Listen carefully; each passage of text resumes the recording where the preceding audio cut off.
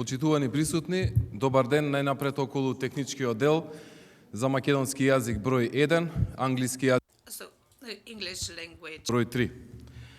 Почитуван министер за внатрешни работи, господин Панче Тошковски, почитувана Катерина Гичев, посебен советник во кабинетот на министерот за правда и член на комисијата, почитуван постојан представник на UNDP во земјата, господин Григор Јан, почитуван заменик министер за внатрешни работи, господин Исени, државен секретар во Министерството за внатрешни работи, господин Петрушевски, почитуван директор на Бирото за јавна безбедност, господин Александар Јанев, почитувано раководство на Министерството за внатрешни работи, почитувани јавни обвинители, суди, почитуван претседател на комисијата, господин Весов, членови на комисијата, професори, експерти, директори на државни управи и агенции, почитуван претседател на ЗЕЛС, представници на меѓународни организации, почитувани присутни.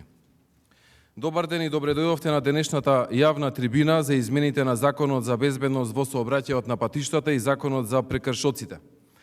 Денеска ќе биде представен концептот на планираните законски измени за сите аспекти и функционалности на процесот и преку јавна дебата да се дојде до законските решенија кои ќе му овозможат на проектот Безбеден град да биде будното око кое ќе ја зголеми безбедноста на сите учесници во сообраќајот и како што вели и неговото име да ги направи градота и целата држава побезбедни и посигурни за сите нас.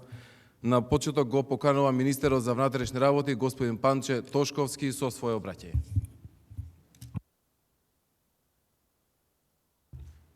Благодарам, Гоце. Најнапред да се заблагодарам за присуството на секој еден од вас овде. Сметам дека оваа тема е една од најважните теми кои што треба да ги дискутираме, да ги разговараме јавно, транспарентно, а е поврзана со сообраќајна некултура, јас би рекол, која што има катастрофални последици по човековиот живот. Очигледно во Македонија, бројките ги знаете сите, многу пати сум говорил на таа тема и пред да започнам накратко со сето она кое што сакам денеска да го изложам, сакам огромна благодарност да истакнам до мојот пријател Армен Грегоријан, до почитуваниот амбасадор кој што застана позади овој проект и навистина огромна благодарност за целокупната поддршка која што ни ја дава во Македонија за сите проекти кои што ги работиме заеднички, особено и за овој проект. Благодарам амбасадоре за сета поддршка која што ни имате дадено до сега. Денес нема да должам многу заради тоа што многу пати имам разговарано јавно на оваа тема, имам дискутирано дека суштински ни се потребни измени на законска легислатива за да можеме да го ставиме во функција оној безбеден град кој што се надевам дека во иднина и сум сигурен дека ќе прерасне во безбедна држава од аспект на сообраќајна култура, а при тоа само ќе елаборираме на кратка анализа која што произлезе од овие десетина дена на територија на СВР Скопје со зајакнатите контроли кои што ги имавме како Министерство за внатрешни работи во рамки на Бирото за јавна безбедност, која што мислам дека следствено би требало да го даде заклучокот од круцијалната потреба за воведување на засилен видеонадзор како алатка која што би требало да допринесе во намалување на човечки загуби во иднина. Од она анализа која што ја направивме за оние 10 дена кога имаме зајакнати контроли, би сакал да истакнам дека констатирани се 3965 прекршоци на територија на СВР Скопје за 10 дена, кои најголем дел, да не речеме 85-90%, се сторени од страна на управувачи на моторни возила. Во споредба со истиот период лани, бројките се следни. 2023 прекршоци имаме лани. Значи, вака грубо, ако ги ја гледаме како бројка, дупло е зголемено оваа година, но тоа е последица на засилени контроли од страна на Министерството за внатрешни работи. Сега. 1474 или негде од прилика околу 37% од овие констатирани сообраќајни прекршоци се последица на управување на возило со брзина поголема од дозволената. Значи, говориме за градски средини, најголемиот фокус беа црните точки на булеварите во изминатиот период во Скопје. Повторувам, 1474 констатирани сообраќајни прекршоци за 10 дена, како последица на зголемена брзина. 882 прекршоци се втората бројка квантитативна вака по значење, 22% од купниот број на прекршоци, кои што се прекршоци за запирање или паркирање на место кое што ја загрозува безбедноста. И би сакал уште една бројка да ја истакнам, а тоа е дека 235 прекршоци се сторени од страна на луѓе кои што никогаш во својот живот немаат положено за да управуваат со моторно возило. Значи, не дека не носеле возачка во себе во моментот, а имаат положено. Овие 235 прекршоци, кај што може да е сторен еден прекршок и од исто лице, значи не мора да се поистовети со 235 луѓе, но 235 прекршоци се луѓе кои управуваат моторно возило без да имаат дозвола за управување на моторно возило. За 10 дена збор, ова се бројки за 10 дена. И сега има така обсежна е анализата, да не одзимам многу време. Само сакам да го истакнам следново. Од вкупниот број на прекршоци сторени 24-та, компарирано со 25-та година, за овие 10 дена, констатирано е следно. Дупло е зголемен бројот на прекршоците поради зајакнатите контроли, но кој е резултатот? 27,2% од компаративно гледано, сообраќајните незгоди 2025 за овие 10 дена се намалени во споредба со 2024 година. 63,6% од сообраќајките кои што завршиле на крајот на денот со тешка телесна повреда се намалени 2025 во споредба со 2024 година. И покрај тоа што дупло е зголемен процентот на констатирани сообраќајни прекршоци. Заклучокот кој е? Заклучокот е дека совесните граѓани, оние кои што сакаат да го почитуваат законот, кога знаат дека има засилени контроли, кога знаат дека постои одредена алатка или, да речеме, во конкретниот случај зголемени полициски контроли физички на лице место, внимаваат како возат и поради констатацијата на фактот дека можат да бидат казнети, бројот на сообраќајни незгоди е намален за 30% скоро, бројот на тешки телесни повреди како последица на сообраќајни незгоди е намален за 60%. Ова нужно не води кон заклучок дека мораме да имплементираме алатка во 21 век која што ќе овозможи заборав на неказнивоста од една страна, од друга страна механизам кој што ќе биде ефикасен и продуктивен. Односно, ефикасен во делот на кога ќе се констатира сообраќајен прекршок, а ќе се констатира на секоја една точка каде што ќе бидат поставени камерите и веќе се имплементираат, тоа го знаете. На крајот на денот, за максимално брзо време да биде информиран оној кој што го сторил прекршокот, во рамки на суд за тие предмети за кои што ќе мора да се поведе судска постапка, максимално брзо процесуиран и при тоа оној дел кој што треба да заврши во УЕПА, максимално исто така брзо ефектуиран на крајот на денот. Кога граѓаните ќе знаат дека нема играње со брзината, дека нема играње со почитувањето на сообраќајните правила, ве уверувам дека бројката од 142 жртви на годишно ниво ќе се намали. Ве уверувам дека ќе е така.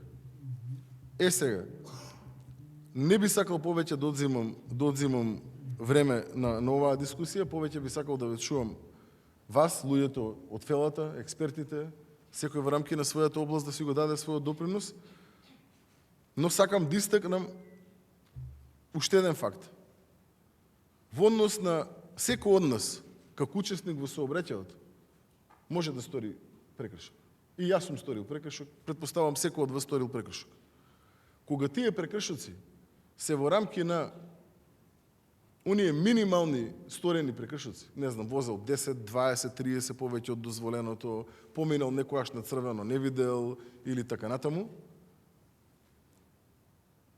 Јас не би одел во силно заострување на парични казни, во силно, не знам, заострување на казнени одредби од делот на кривичен законник и така натаму.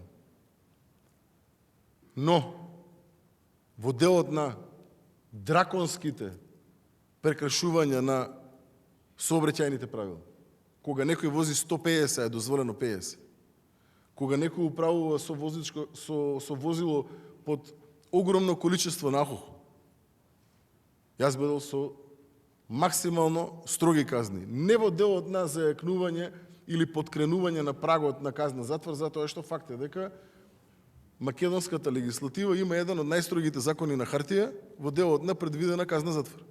Тоа сите го знаеме. Но и текако би одел во делот на справедлива законска поставеност на мерки од типот на трајно одземање на моторно возило. Пример ќе дадам. Ако некој управува со 150, таму каде што е дозволено 50, не можеме да говориме дека истиот е совесен. Ако некој управува возило без да има возачка дозвола, без никогаш да полагал за возачка дозвола, не можеме да говориме дека е совесен. Ако некој управува моторно возило со 2,5 промили алкохол во крв или под дејство на дрога, не можеме да говориме дека е совесен. Ако некој управува моторно возило повеќе од 6 месеци нерегистрирано, не можеме да говориме дека е совесен. За ваков тип на драконски прекршоци, по мене, јас бидел со задолжително одземање на моторното возило. И истото да биде отстапено од страна на државата на Министерство за труд и социјала, Дом за деца без родители, на не знам, на други институции, на други органи, на органи од безбедноста, на органи од, не знам, на трета власт и така натаму и така натаму. И повеќе никогаш на таквиот несовесен возач да не му се даде дозвола да управува со моторно возило. Не мора да кажеме дека ова е финален заклучок. Нели, ќе дискутираме, ќе разговараме, можеби ќе има и подобри предлози од ова, но сметам дека насоката во која што, јас лично сметам дека насоката во која што треба да се движиме, е таа. Благодарам многу за старт. Тука сум, ќе ве слушнам сите. Се надевам секој од вас ќе, и сигурен сум дека секој од вас ќе даде допринос и додадена вредност на оваа дискусија. И се надевам дека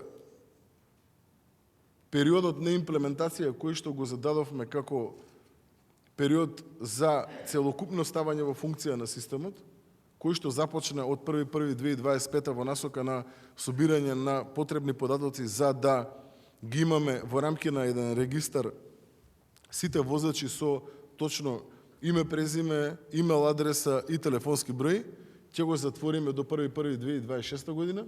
И 1.1.2026 година мислам дека и tekako е разумен период кога официјално ќе треба да отпочнеме со имплементација на овој систем, не само во градот Скопје, туку и во градот Тетово, во градот Куманово и се надевам на коридор 8 и коридор 10 како стартно имплементирање на проектот, а дај Боже за дополнителни 6 месеци до 9 да го ставиме на територија на и имплементираме функционално на територија на цела Македонија. Многу големо значење во целокупниот овој процес ќе има институционалното вмрежување и поврзаноста помеѓу сите институции уклучени во овој процес. Ако не се добро вмрежиме и ако немаме добра комуникација, ако немаме добра ефикасна контрола на целиот процес, нема да успееме во истиот. Заради тоа што повторно неказнивоста ќе остане синоним, а не заборав. Мораме сите заедно да си ја дадеме додадената вредност за да овој процес е функционален, а сигурен сум дека имаме желба да го направиме тоа, имаме капацитети да го направиме тоа, имаме доволно време, нужно кое што ние за да го ставиме во функција како што треба само малце да подработиме поише и сигурен сум дека резултатите на крајот ќе бидат позитивни. Ви благодарам многу. Ви благодариме, министер Тошковски, а и ја поканувам со свое обраќање господја Катерина Гичев, посебен советник во канцеларијата на министерот за правда. Повелете. Благодарам, Гоце. Почитуван министр за внатрешни работи, господин Панчо Тошковски, почитуван постојан представник на UNDP во Македонија, господин Армен Григоријан, почитувани присутни. Најнапред да се извинам во името на министерот за правда, он поради оправдани причини не можеше да присуствува денес, затоа јас ќе се обратам во негово име. Денес, кога збориме за безбеден град, не зборуваме само за еден проект, станува збор за голема неопходна трансформација, која што ќе донесе вистинска сигурност на граѓаните. Нашата цел е јасна, да изградиме правен систем на казнивост, кој што ќе биде независен и ефикасен. Систем кој што ќе гарантира дека правдата нема да зависи само од влијанија и нема да е задуцната. Проектот Безбеден град започна 2024 година со една едноставна, но силна идеја, да ги обединиме капацитетите на Министерството за правда и Министерството за внатрешни работи, да ги надминеме старите системски бариери и да креираме ефикасен и транспарентен процес. Кога зборуваме за безбедност и правда, тие не треба да бидат зборови, тие треба да бидат и наша реалност. Формиравме меѓуресорска работна група, предводена од Министерството за правда, која што имаше обврска да ги подготви измените и дополнувањата на Законот за безбедност на сообраќајот на патиштата, Законот за прекршоци, како и измени на Кривичниот законник, а со цел да се обезбеди имплементација на овој проект. Со цел да се подобри безбедноста во сообраќајот, започнуваме со нови измени на Законот за прекршоците. Предвидена е овдека нова посебна постапка за прекршоци од областа на безбедноста на сообраќајот на патиштата, која се однесува на прекршоците утврдени со помош на електронски систем за детектирање, како што е системот Безбеден град. Воведуваме скратени постапки со кратки рокови за судење и засилени казни за рецидивистите, вклучувајќи забрана за управување со возилото по третиот прекршок. Прекршочните налози ќе се доставуваат брзо и ефикасно преку СМС и пошта.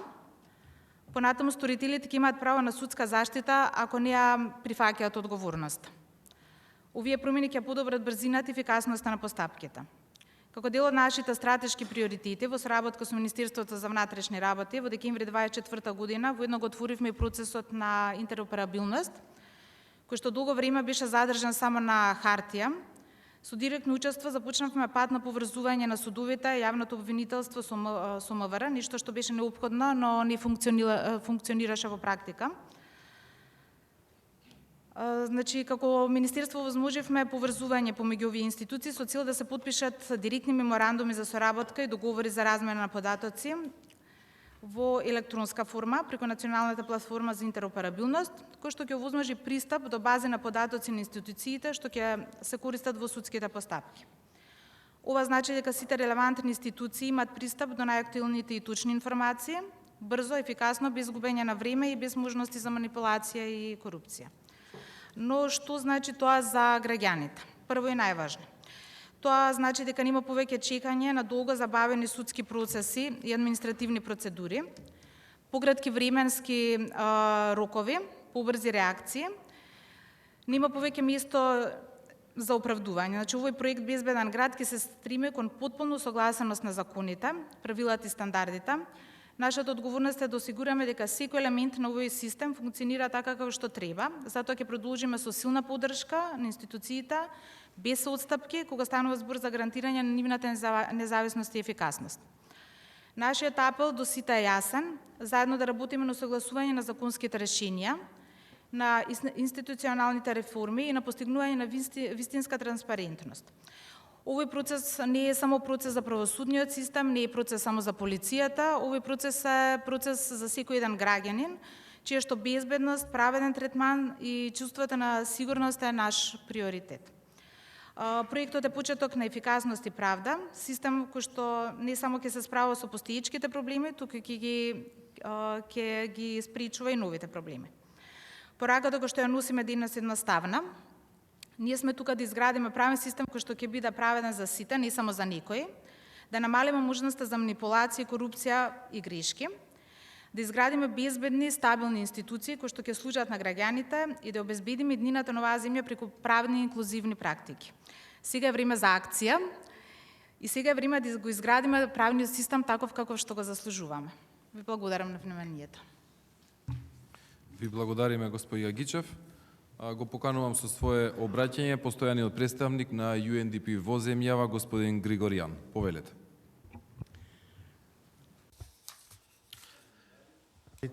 Distinguished Minister Toshko. Почитуван министре Тошковски, почитувана господја Гичев, почитувани учесници, како долго траен партнер на Министерството за внатрешни работи со неколку важни иницијативи, како што е зајакнување на капацитетите на крим техника, секторот за крим техника, како и сектор за борба против компјутерски криминал. Сега му помагаме на Министерството за внатрешни работи во делот на подобрувањето на безбедноста на сообраќајот на патиштата како основа за успешна имплементација на иницијативата Безбеден град. Глобално, безбедноста на сообраќајот на патиштата е еден од клучните приоритети на UNDP како дел од целите за одржлив развој, особено целта број 3.6, чија што намера е да се преполови бројот на смртни случаи и повреди на светско ниво од сообраќајни несреќи до 2030 година. Ние и помагаме на владата во изготвување и имплементирање на политиките за безбедност на сообраќајот на патиштата. Оваа земја се уште има висок број на смртни случаи во споредба со просекот на ЕУ. Затоа е битно да се преземе заедничка акција. Ние сме посветени да и дадеме поддршка на владата во унапредување на безбедноста на сообраќајот на патиштата и обезбедување одговорно однесување од страна на сите чинители. Целокупната активност има за цел да се намали бројот на жртви на сообраќајни несреќи, да се воведи поголема дисциплина во сообраќајот на патиштата и соодветно да се искористат придобивките од дигитализацијата. Предложените законски измени и воведувањето на јасна дистинкција помеѓу некои кои што ќе направат грешка и некои кои што вршат кривични дела на патиштата, особено кривичното дело безобзирно возење, се од круцијално значење за делотворно спроведување на законите. На овој начин ќе го трасираме патот за безбеден систем за безбедност на патиштата. Во предстојниот период, нашиот тим ќе се концентрира на мапирање на глобалните и регионалните извори за финансирање за заеднички иницијативи за унапредување на безбедноста на сообраќајот на патиштата. Драги учесници, сигурен сум дека сите ја споделуваме истата цел за продуктивна отворена дискусија како основна платформа за обезбедување мултисекторски придонеси кон одржлив и функционален систем и кон безбедни патишта во Македонија. Благодарам. Ви благодариме, господин Григоријан. Почитувани присутни, продолжуваме со презентација од страна на представник на Министерството за внатрешни работи и професори од Правниот факултет на материјалите кои ви беа доставени со поканата за денешната трибина. Ја покануваме представничката од Министерството за внатрешни работи, господја Снежана Петровиќ Арсовска, да започнеме со презентацијата. Повелете. Благодарам. Дозволете ми на почетокот да ве поздравам сите и да посакам конструктивна дискусија за прашањата за кои што денес сме сите собрани овде. Јас, а потоа и професорите, ќе се обидеме да не одземеме многу време и на кратко само во една презентација да го изложиме концептот кој што беше разгледуван и утврден од страна на сите членови на меѓуресорската работна група во која што партиципира и професорите. Да почнеме за секоја работа, па и сега, од почетокот. И во моментов, во Законот за полиција и во Законот за безбедност на сообраќајот на патиштата, предвидено е децидно дека полицијата може да поставува технички средства и уреди на јавни места заради снимање, А тоа се оние јавни места каде што зачестено се вршат кривични дела и прекршоци. И снимениот материјал дека може да се користи како доказ во кривична постапка и во прекршочна постапка. Тоа е во постојната регулатива. Меѓутоа, само на хартија, бидејќи во делот на сообраќајот на патиштата, тоа не е имплементирано, односно не е спроведено. Токму ради тоа, стратешка определба на Министерството за внатрешни работи во овој период, односно врвен приоритет е реформа во овој дел. Каква реформа? Преиспитување на двете суштински прашања. Што се треба да се направи за да тоа може да се имплементира во праксата? Се соочивме дека се тоа два клучни моменти. Пред се регулативата, значи да се направи анализа на постојната регулатива и дали нешто треба да се измени или доразработи. И второто прашање се софтверските решенија, алатки и опрема што ни стојат на располагање или треба дополнително да се набават. Целта е единствена – зголемување на безбедноста на сообраќајот на патиштата. Сега ќе се фокусираме во продолжение на концептот за измена на законите. А морам да кажам дека на почетокот започнавме само со Закон за прекршоци и Законот за безбедност на сообраќај на патиштата, па таа лепеза се прошири со кривичниот законник, потоа со Законот за возила, па стигнавме и до Законот за извршување на санкција, така да бројката на закони кои што се лоцирани за сега дека е неопходно да се изменат за да ова биде успешно имплементирано е вкупно 5. Малку се обидовме сликовито да видиме како тоа почнува од почеток кога е констатиран прекршокот, па се до моментот кога треба да се изрече и да се спроведе санкцијата. Јавно место ќе се согласиме, тоа се пред себе раскрсниците каде што веќе ги гледате зачестено и поставени се веќе камерите. Значи камерата во моментот на сторување на прекршокот го регистрира бројот на регистарската табличка на возилото со кое е сторен сообраќајниот прекршок. Дали тоа ќе биде поминување на црвено, дали тоа ќе биде пречекорување на брзина без оглед на прекршокот, значи камерата го регистрира бројот на регистарската табличка на возилото со кое е сторен сообраќајниот прекршок. Тој број на регистарска табличка веднаш се процесуира, односно се поврзува со сопственикот на тоа возило со кое што е сторен сообраќајниот прекршок. Во тој момент автоматски се креира записник со прекршочен платен налог за сопственикот на возилото со фотозапис со кој истовремено се документира прекршокот. Да појаснам. Значи, системот автоматски го креира записникот со прекршочен платен налог за сопственикот на возилото со фотозапис. Да расчистиме каква е сега состојбата во моментот кога се креира тој записник и што подразбираме под фотозапис. Клучни се два моменти. Во моментот кога е констатиран прекршокот, немаме непосредно запазување на прекршокот од страна на полициски службеник. Тоа е првиот момент. И вториот момент е дека записникот и прекршочниот платен налог се изготвуваат во отсуство на сторителот на прекршокот. Напоменав дека тој прекршок мора, за да биде процесуиран во соодветна прекршочна или кривична постапка, да биде документиран, и го користам тука терминот не јас, туку генерално фотозапис, да дефинираме што е тоа. Па работната група предлага да во законот се вметне една посебна дефиниција и предлогот е дека е веродостојна исправа за сторен сообраќајен прекршок е видео или фотозапис на кој јасно може да се видат следните факти. Возилото со кое е сторен сообраќајниот прекршок, бројот на регистарската табличка на тоа возило и битните обележја на прекршокот за да представува доказ во прекршочната постапка што се води. Што значи се документира прекршокот, кое е возилото, која е табличката и битните обележја на прекршокот. Како резултат на сето тоа, автоматски се креира известување.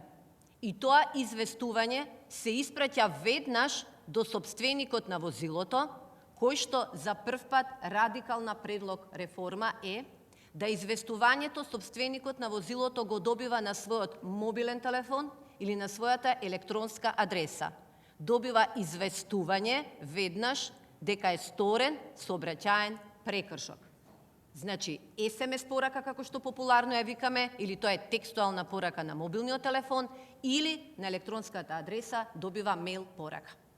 Во известувањето што ќе го добие, а тоа подоцна професорите подетално ќе го образложат и ќе го видите и сликовито, сопственикот на SMS пораката или на мейл добива линк. Со кликнување на линкот, тој го гледа записникот со прекршочниот платен налог и фотозаписот за документираниот прекршок. Што значи, во моментот кој ќе го притиснам линкот, го отварам записникот и прекршочниот платен налог и на тоа таму има и тој фотозапис кој што претходно објаснив дека фотозапис е возилото, регистарската табличка и битните обележја на прекршокот. Рокот кој што го има лицето кое што е добило пораката да го отвори линкот е 8 дена, кој што го нарекуваме рок за преземање на документите, е 8 дена. Од кога ќе го отвори линкот, значи пристапува до документите, записникот и прекршочен платен налог, за кој што потоа професорите ќе објаснат дека почнат роковите за доброволно плаќање на глобата, тоа не е познато половина ако се согласувам ја преземам одговорноста, или да тече судска постапка, што ќе биде дополнително објаснето.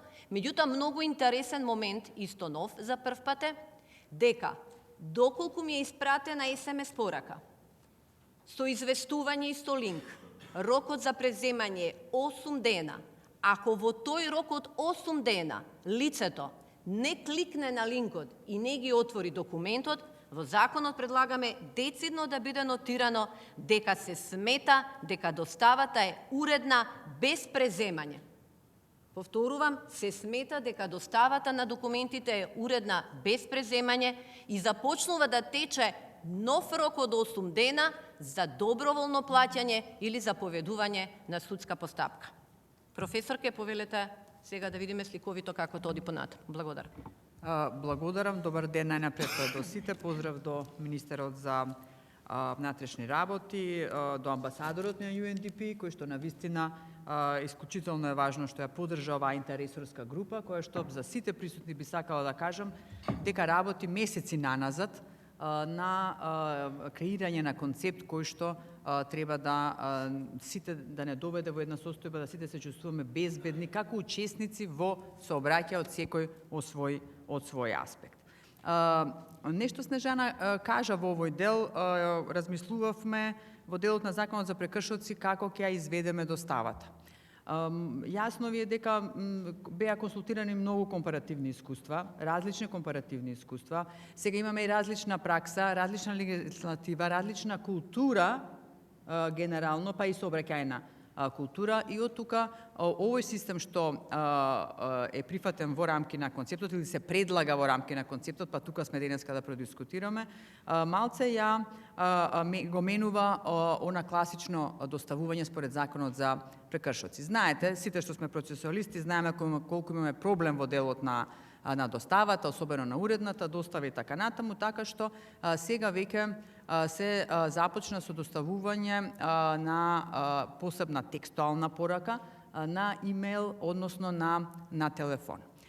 Тие што во меѓувреме регистрирале возила, веќе знаете дека овие податоци се бараат дополнително при регистрација на возилата. Значи, еден дел од, би рекла, целиот овој концепт веќе како подготовка започна, за да видиме како тоа ќе функционира, да се потврдат тие податоци, така натаму, така што тоа е важна подготовка за да можеме да пристапиме кон сето ова. Значи, првата порака што ја добивам, тој што го сторил прекршокот, секако добива линк на кој што може да ги преземе, како што веќе беше наведено, записникот заедно со прекршочниот платен налог. Значи, тоа сега ќе биде еден документ, нема да биде посебно записник, посебно платен налог, како што тоа беше досега, тоа во тој дел ќе се поедностави и ќе се наведе рокот за преземање, со тоа што ова што е во заградата наведено и датумот кога истекува тој рок за преземање.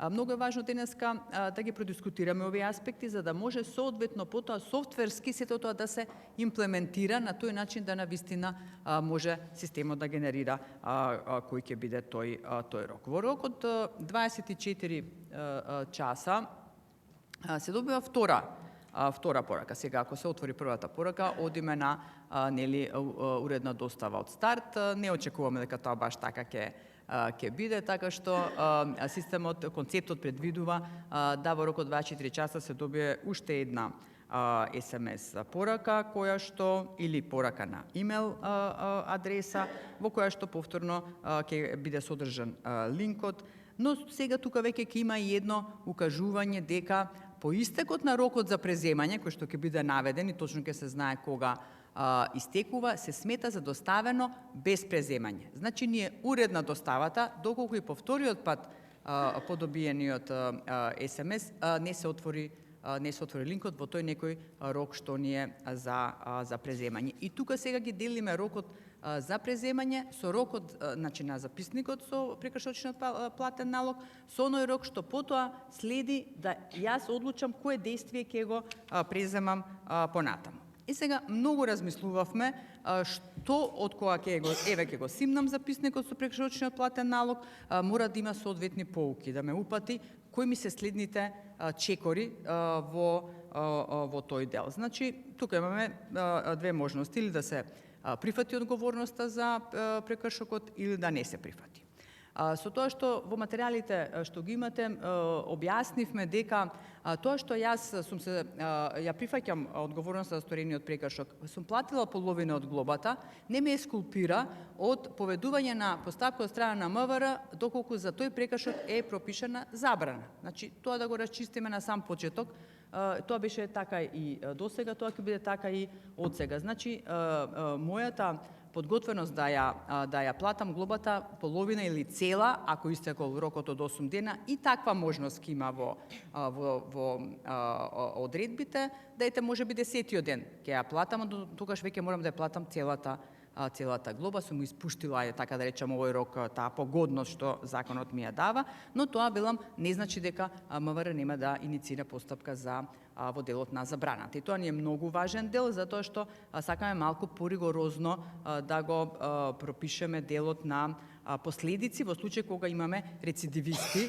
Ова што министерот го истакна, тоа се податоци во моментот последните 10 дена, во следните 10 дена колку од нив ќе ни се повторат, верувам повеќе од 50%. Меѓутоа, постои можност да едноставно јас не се согласам со тоа дека сум го сторила прекршокот, не ја прифаќам одговорноста за сторениот прекршок, и тука веќе имаме две можности.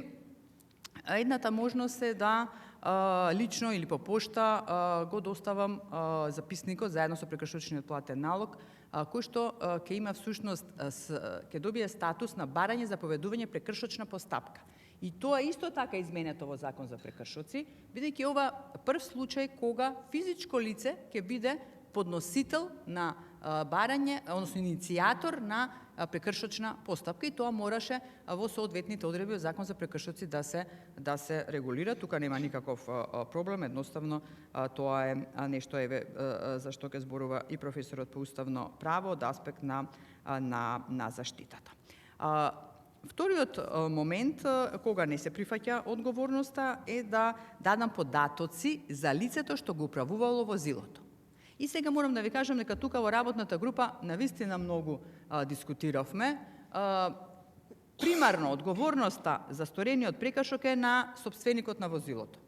Но реално во животот може да се случат ситуации кога некој друг го управувал возилото. Значи, некому сум го дала возилото да го управува. Во тој случај постои ваква можност. Значи, законот сега тоа мора да го предвиди заради делот на индивидуализација на вината утре кога и судот ќе изрекува забраната, да можам или заедно со лицето што го управувало возилото, тоа било вајда мој син, ќерка, нели, заедно со кој да е, значи со возачот кој што бил во возилото во моментот кога е сторен прекршокот, иако е возилото на моје име, со него одам во полициска станица, и тогаш записникот кој што првично е генериран на мое име, се става вон сила и се изготвува записник на име на лицето кое што го управувало возилото. Може да има ситуации кога не сум во состојба да дојдам заедно со лицето, и тоа го размислувавме, сега в животот секакви ситуации може да создаде,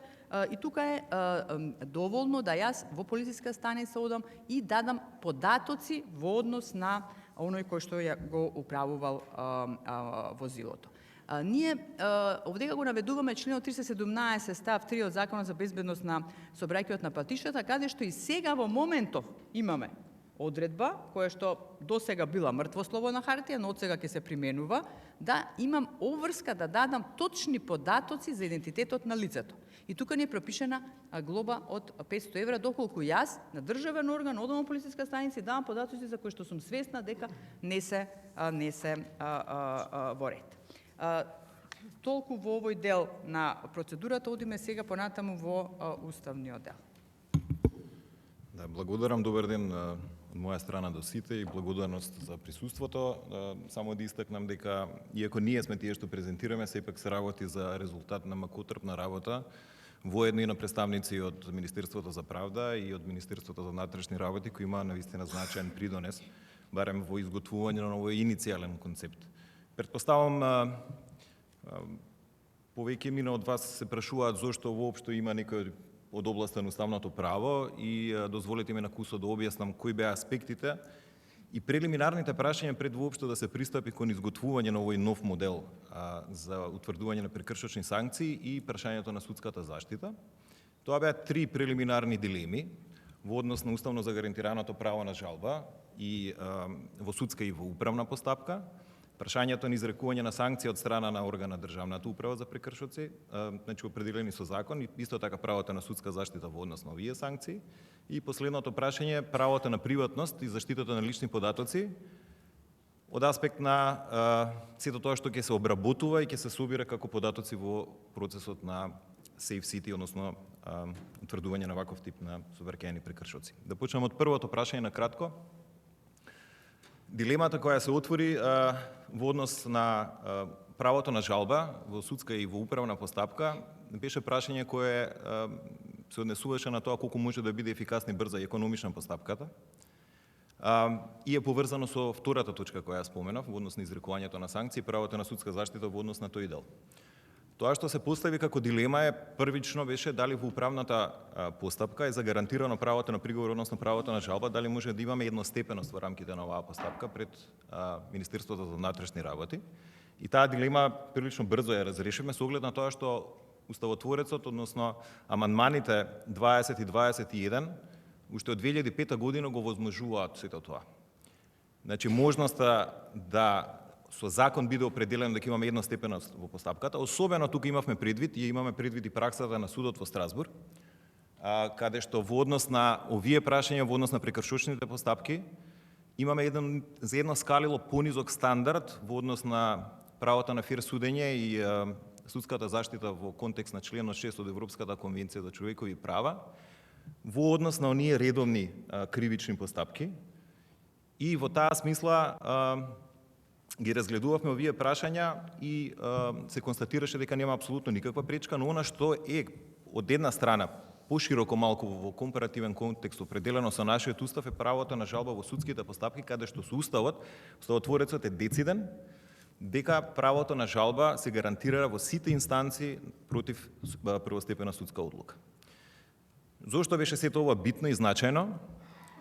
Бидејќи до сега имавме ситуација во која имавте 4 инстанции во најмала рака, кој одлучува од најситен прекршок до најкрупен прекршок, кој вклучува и забрана за управување на моторно возило и така натаму.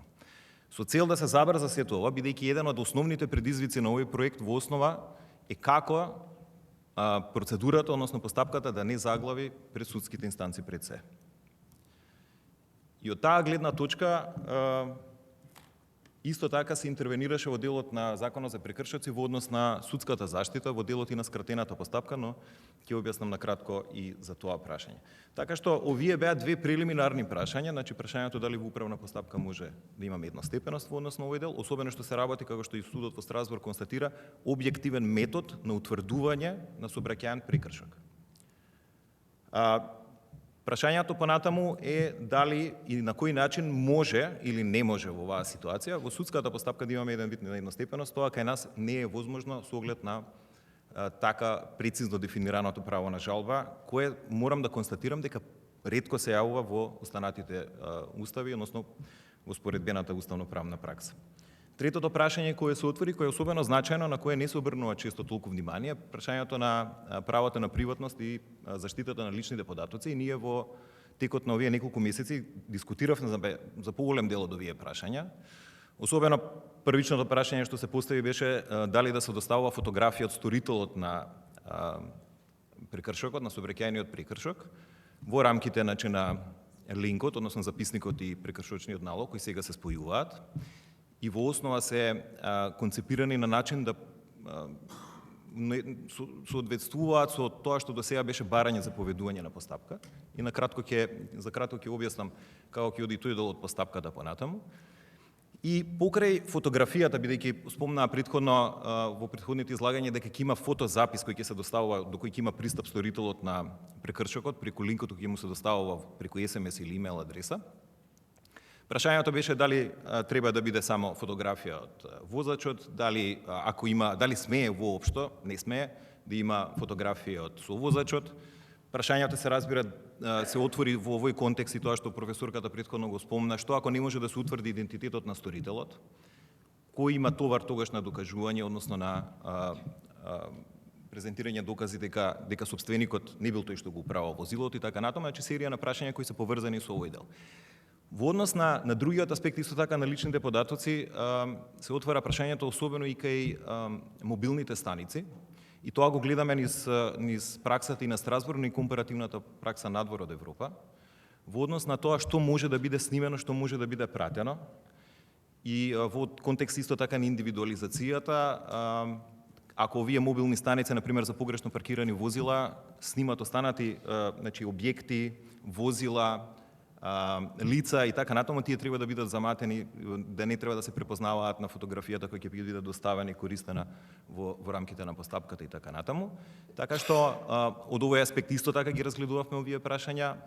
Дел од нив нема да бидат инкорпорирани како законски решенија, туку како подзаконски акти ќе бидат понатаму исто така регулирани. И многу битно прашање е на складирање и процесирање на личните податоци кои ќе бидат собирани во текот на оваа постапка. Бидејќи се поставува прашањето колку долго смеат да се држат снимките, односно фотографии, фотозаписите, особено ако немаме никаков прекршок. За разлика од оние, се разликува во однос на ситуација кога веќе е констатиран прекршокот, колку долго тука треба да се чуваат исто така податоците, односно фотозаписот, и по завршување конечност на постапката, односно правосилност на судската одлука и така натаму. Така што и во однос на тој дел е интересно прашањето. Сега во однос на кратко, тоа што и професорката претходно го спомна, во однос на еден крупен новитет кој го имаме и отстапување од она што до сега беше некаков стандард во рамките на прекршочната постапка. Тоа е прашањето на иницирање, односно на поведување на прекршочната постапка кој сега се пренесува, особено таму каде што немаме забрана, на сторителот на самиот прекршок. Во оваа смисла, спомнато е претходно дека сторителот, односно сопственикот на возилото, бидејќи МВР има податок само за сопственикот на возилото, добива линк за сторен прекршок, каде што ги има сите податоци, значи во тој интегриран документ од записник со прекршочен налог.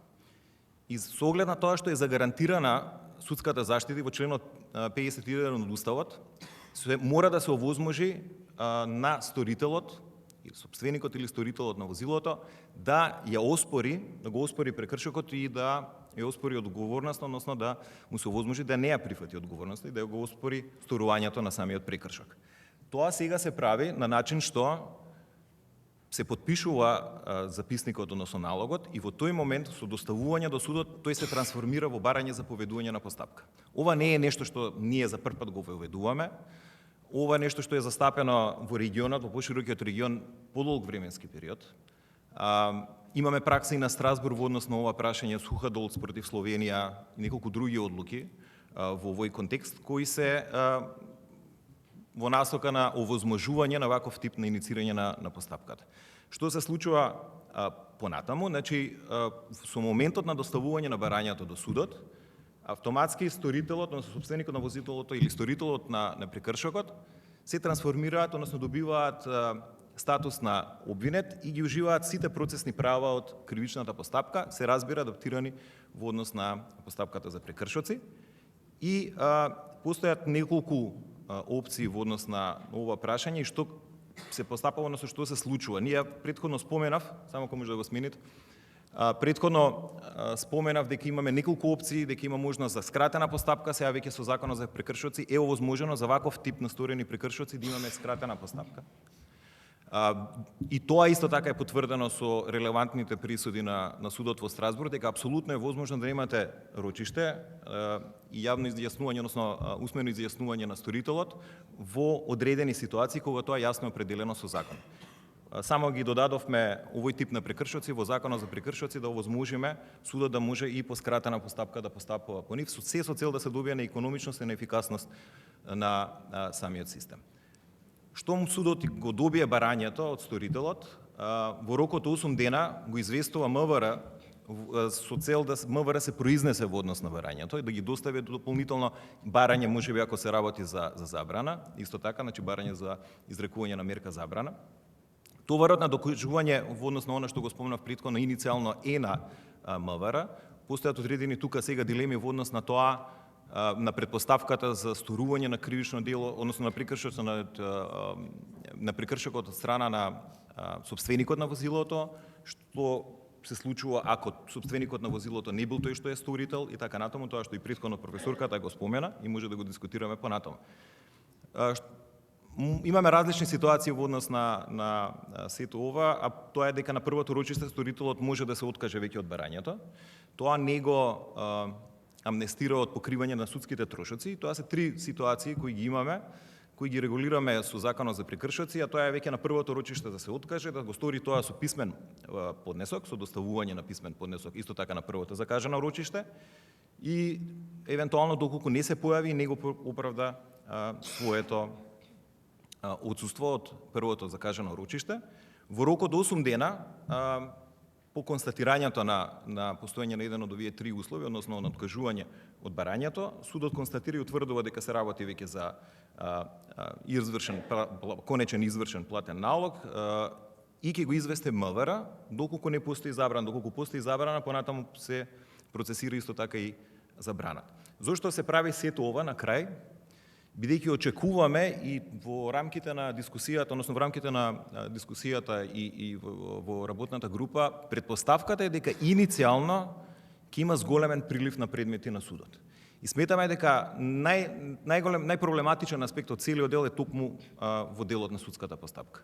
Ако тука се закочи, нема да профункционира системот, нема да имате ефикасен и ефективен систем, така што во голема мера сето она што го дискутиравме и што го работевме во рамките на работната група е како да овозможиме да имаме економичност, ефикасност и ефективност на судската постапка.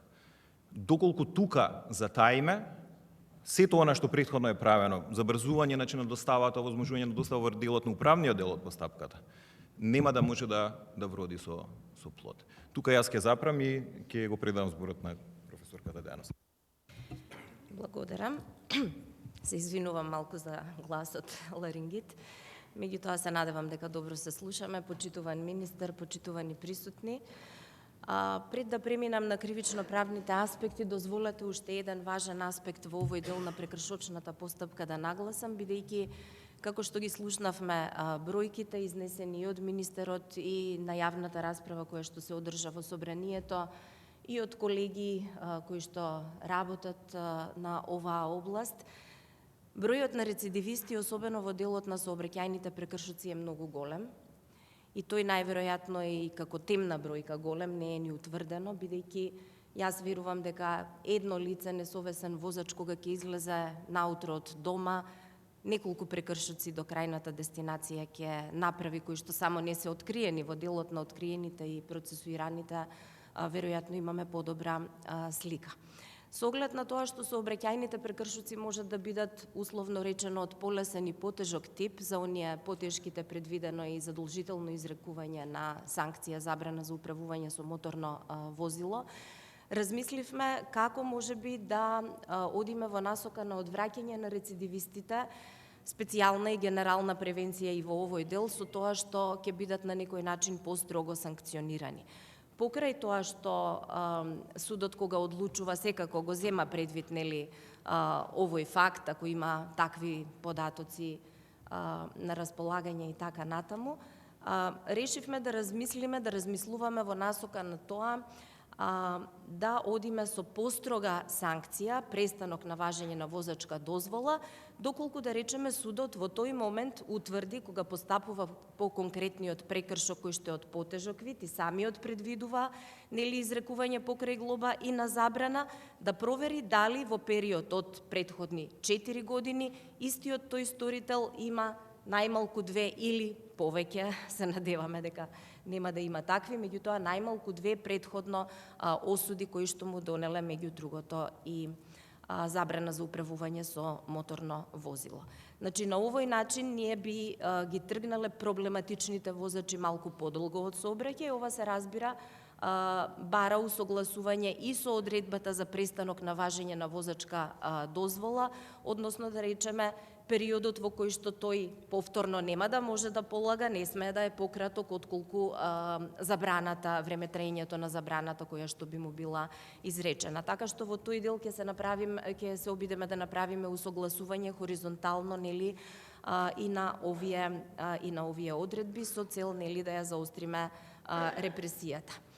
Што се однесува до кривично-правните аспекти, тука сум на свој терен, кривичарите многу добро знаат дека до септември 2023 година сообраќајните кривични дела се разликуваа од сообраќајните прекршоци по тоа што беа дела на последица. Зборувам за кривичните дела во сферата на патниот сообраќај со објективен услов на инкриминација, покрај сообраќајниот прекршок да имаме и повредено лице, барем со, како што ја нарекуваме, обична телесна повреда, или предизвикана значителна имотна штета, а потешките последици беа соодветно инкриминирани во членот и се уште се во членот 300. Меѓутоа, објективен услов на инкриминација постоеше и во членот 297. Од септември 2023 година беше воведено едно ново кривично дело, безобзирно управување со моторно возило, кое што беше преземено од нацртот на новиот кривичен законник, на кој што работевме од 2019 година, се уште не е донесен, со кој што, следејќи ги компаративните искуства и фактот дека сферата на сообраќајот станува се поризична и поопасна сфера, делот сообраќајните прекршоци, како што реков, по примерот на други држави и од обкружувањето, како на пример Хрватска, Словенија и така натаму, беа подигнати на степен на неправо на кривично дело и беа инкриминирани. Меѓутоа, во меѓувреме не беше направено хоризонтално усогласување со Законот за безбедност на сообраќајот на патиштата, па обвинителите тука може во дискусијата поподробно да ни објаснат како овој предизвик беше решен, бидејќи исти дејствија беа предвидени и како сообраќајни прекршоци и веќе како кривично дело, па веројатно со дискусии на колегиуми, можеби некакви упатства го решиле овој проблем. Сега ние ќе одиме во насока на тоа да ги усогласиме КЗ и ЗБСП, односно точно да ги разграничиме оние дејствија што ќе представуваат сообраќајни прекршоци од дејствијата што ќе представуваат кривични дела во поглед на членот 297а. Со оглед на тоа што се подготвуваат кратки, брзи измени на кривичниот законник и од други причини, ја следиме состојбата и Уставниот суд во поглед на тој закон се произнесе, со тие зборувам за законот од септември 2023 година, со тие брзи измени ќе можеме да ги направиме и измените во делот на сообраќајните кривични дела, со цел да имаме една конзистентна правна рамка во сите закони, да ги усогласиме одредбите и да може едноставно целиот систем да профункционира. Овде ставив само примери, што не значи дека тоа се конечни решенија, сепак кога ние ќе ги детерминираме конечните ставови и решенија, морам да ги имаме предвид не само компаративните законски решенија, бидејќи правењето на правни трансплантати некогаш може да биде многу погрешно, мора да ги земете и другите околности, условите, бројот на сообраќајни прекршоци, дела и така натаму, за да дојдете до оптимално решение. Меѓутоа, во ова кривично дело, например, точно ќе се знае пречекорување на брзината, до кој обем над дозволеното ќе представува кривично дело, се под тоа ќе биде опфатено со Законот за безбедност на сообраќајот на патиштата. Кривично дело ќе представува, да речеме, и управувањето под дејство на алкохол. Тука исто дискутираме кои треба да бидат границите. Без оглед, кога станува збор за опојните дроги, тука нема да мериме, употреба на опојни дроги не сме апсолутно да се толерира и не сме да биде сообраќајен прекршок, туку ќе биде сообраќајно кривично дело.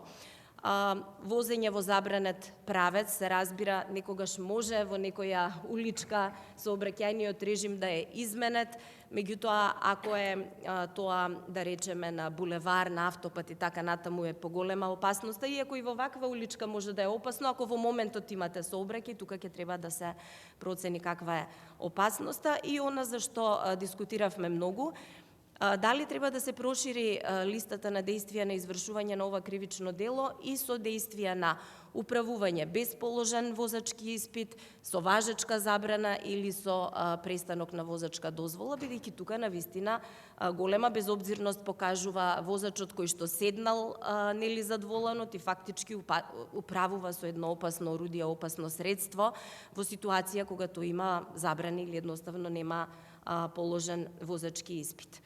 Во делот на санкциите констатиравме дека многу често може потешко да поминете со прекршок отколку со сообраќајно кривично дело. Ако ја немате како споредна казна предвидена и паричната казна, може едноставно да си добиете висока прекршочна глоба и задолжителна забрана, а во кривична постапка да завршите само со условна осуда, без задолжителна забрана и така натаму, и решивме ова сепак да го усогласиме, односно коригираме. Така што овде ќе биде предвидена покрај пропишаната нели казна затвор и парична казна, значи како споредна, што значи задолжително ќе се изрекува заедно со главната казна. Ова ќе бара усогласување и во членот 297, каде што сега ја имаме паричната казна како алтернатива, зошто ако имаме дело на последица, телесна повреда и така натаму, и таму да немаме и главна казна и парична како споредна, значи ќе ги усогласиме и тие одредби. И ќе предвидиме задолжително изрекување на забрана за управување со моторно возило за овие членови, за делата од членовите 297, 297а и членот 300. Ова во нацртот на новиот кривичен законник веќе е предвидено, но фактот што тој се уште не е донесена и кога ќе се донесе ќе биде со одложена примена заради усогласување на други прописи со него, бара брза интервенција во овие кратки измени за ваквите дела да предвидиме задолжително изрекување на оваа забрана. Се разбира, должината на забраната во кривична постапка е драстично поголема од она за прекршоци, што е и соодветно. Меѓутоа, компаративните искуства покажуваат дека за разлика од кај што може да биде и до 10 години, во други држави дури е и помала. Министерот спомена дека ние во делот на кривичното законодавство имаме највисоки пропишани казни, санкции, најстроги воопшто, меѓутоа во делот на примената тоа не се гледа. Исто така, она што ни е предмет на дискусии долго време е можноста за одземање на возилото. Кривичарите го знаат членот 100, одземање предмети, инструмента скелерис, така и продукта скелерис. Овде би се сметало возилото како средство за извршување на кривично дело и средство со кое што може да се повтори делото. Иако сметам дека во праксата немаме вакви случаи, сериозно може да се размисли ако имате сторители на кривични дела, рецидивисти, веќе да ги третирате како лица кои што го користат возилото како опасно средство за извршување на кривично дело. Меѓутоа, во поглед на членот 100а имаме насоки и од Страсбур дека судот сепак треба да ја процени тежината, значи пропорционалноста мора да се утврди, бидејќи тој член ги опфаќа сите кривични дела хипотетички. Но компаративните искуства покажуваат дека кај сообраќајните кривични дела имаме законодавства. Во некои држави тоа дополнително се предизвикува пред уставни судови, да речеме се става како предмет на дебата и дискусија во поглед на заштита на приватноста и така натаму, но во некои веќе имаме јасни примери. Во Словенија, например, Вие можете да купите возило, да немате положено и ако самите го управувате без положен возачки испит возилото, да ви биде одземено, тука веќе имате директна умисла, извршувате забрането действие.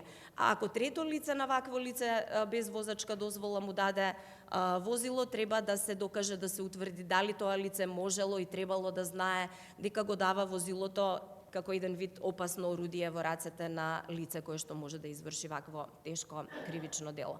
Значи, од прилика тоа се аспектите кои што ги разгледувавме. Во поглед на членот 300 нема потреба од коригирање на законската рамка, бидејќи за умисленото сообраќајно кривично дело со најтешки последици, тоа се смртни последици, умислено дело квалифицирано со смртна последица се казнува со затвор до 20 години, тоа е максималната пропишана временски ограничена казна затвор и тука сме најстроги. Едноставно останува праксата, може би да ја заостри казнено-правната репресија во овој момент, бидејќи ние долго време дискутиравме, имавме една околност која што беше објективна, а многу често се применуваше порано, не знам како е сега, иако не стои на листата, за честеното извршување на одредени кривични дела во одреден период, на одредени места и така натаму, исто така може да се смета за отежнувачка околност, може би е сега период да пратиме порака во насока на специјална и генерална превенција. Благодарам. Ке дозволите сега јас на самиот крај во делот на извршувањето. Најнапред би се надоврзала на ова што го кажа професорката Деановска. ЗКП и во овој момент овозможува да судот со соодветно образложение го одземе возилото како опасно орудие, како нешто со што е сторено кривично дело и постои можност истото да се повтори. И тоа не е невообичаена пракса, па ние кај кримчарење мигранти ги одземаме возилата, кај, не знам, овозможување проституција, станот се конфискува, значи имаме законска можност, само треба да бидеме малку похрабри. Судот во Страсбург не спречува, значи судот во Страсбург само бара да имаме соодветна елаборација, аргументи. Секогаш го и прифаќа аргументите на Националниот суд. Затоа ве охрабруваме да започне со една таква пракса, по 135 од ЗКП, веднаш може да ги давате, не треба да одва агенција за управување со одземен имот, туку да се дадат на државни органи, она што го спомна и министерот, го имаме како одредба во Закон за кривична постапка, никој не го применува. Така што основите ги имаме, ги исчитавме, верувајте, многу пати, и тука пречка нема, но немаме судска пракса. Тоа што немаме судска пракса не значи дека имаме легислативна забрана. Така што мислам дека тука сме јасни. Сега, уште овој дел, и тука запираме, ние рековме кратка презентација, ама навистина многу аспекти има. Нема да може веќе да се одбегне одговорноста кога имам забрана, таа да не ми се впише во возачка дозвола. Сите знаеме дека сега во моментов се вадиме на тоа. Поштарот не ми ја доставил, па не сум била известена, па не сум знаела, па не сум ја однела и така натаму. Не, сега ќе одиме со еден друг систем, и тоа систем кој што ќе биде унифициран. И се тука ги имаме предвид Закон за прекршоци, што нема да има одредба за извршување, Закон за безбедност на сообраќајот на патиштата, кој што исто така има одредба за извршување, и Закон за извршување санкции, што во моментов го се работи и каде што оваа одредба ќе се прифати, а тоа значи дека судот во рок од 15 дена од правосилноста на одлуката за изречената забрана ја доставува до МВР заради внесување во евиденција. Сега, се постави прашање како јас како поединец ке знам кога се тие 15 дена, кога доставил, кога примиле, кога евидентирале, и еве како тоа го предлагаме. Најнапред што ја прими одлуката, ја внесува забраната во евиденција и јас добивам порака на мобилниот телефон дека 8-миот ден од тој ден започнува да ми тече забраната. Сега, за да не изумам, ајде така народски кажано, 8-миот ден добивам втора порака, во која што точно ми известува дека од денес ви започна забраната.